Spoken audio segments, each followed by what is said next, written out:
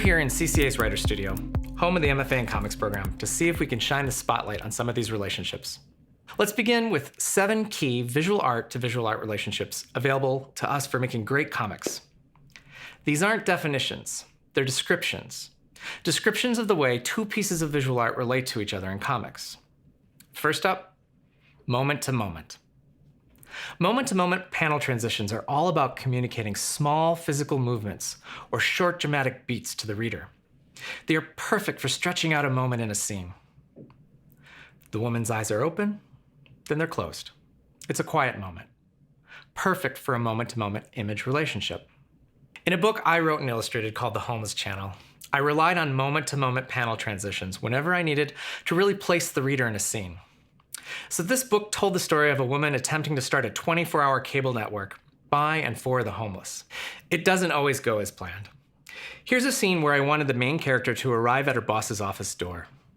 Now, to plan that out, I did what many cartoonists will do, and that's start with thumbnail sketches.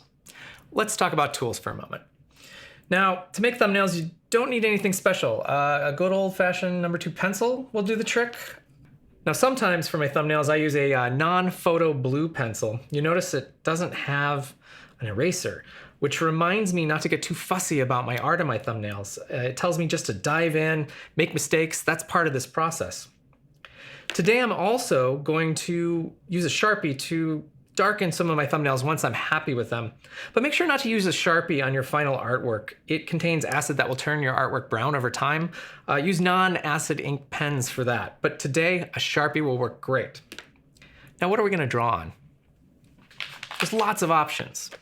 Thumbnails are like storyboards. They're just a way to sort of work out your ideas on the page. These are thumbnail pages that are sold for this purpose. I don't always use these, but they can come in handy. You can see that there's boxes that are pretty small, and this represents an entire page of your comic. You can get in here and draw panels on it just like that. You can take notes over in the corner. But for me, these panels and these pages are too small. My stick figures become tiny, and it's difficult for me to understand what I'm trying to figure out. That's why sometimes I print out my own thumbnail pages. You can see 2 sizes here. Here's one where I have 4 pages per sheet. These are not 1 panel each, these are 1 page. So each of these gets its own comic page on it like that. Sometimes I like working a little bigger, and here's a page that has 2 comics pages on it. Both of these templates you can download at the resource page.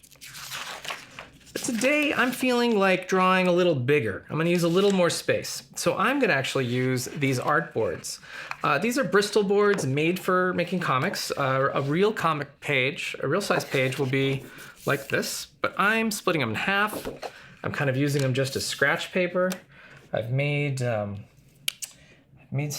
miniature versions of my final pages here to work with.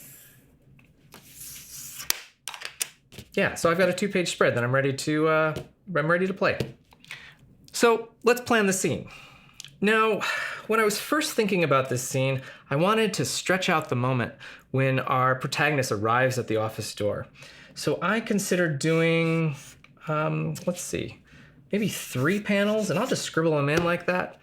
And then I was gonna do a panel that's larger, and I thought, you know what, this isn't right. This is too many beats. So I crossed this all out, and when you make thumbnails, make a mess. It doesn't matter. Let's try that again. So I'm actually gonna do 2 panels, which I think feels a little better for this, and I hope you can see why in a moment. And I'm gonna do a nice big panel down here. So I imagine this scene from the point of view of the person sitting in the office. So they got a desk, there's a desk, and there's a desk. And as they look towards the door, we can see the edges of the door. And notice, I'm not worrying about how good this art works or if it's a mess or not. Basically, what I'm trying to do is brainstorm how I want this comic to eventually look when I do the final artwork. So let's say she arrives and she kind of pokes her head around the door, and there's the stick figure, and she's kind of saying, hey.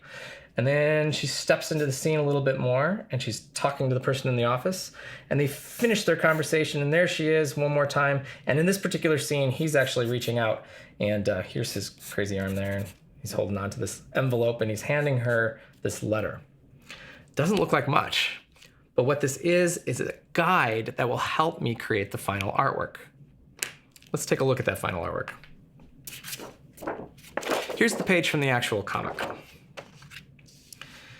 Well, there she is coming into the office. And there she is a moment later listening to what her boss is saying. Now you may say, that's a big leap between stick figures and the final art.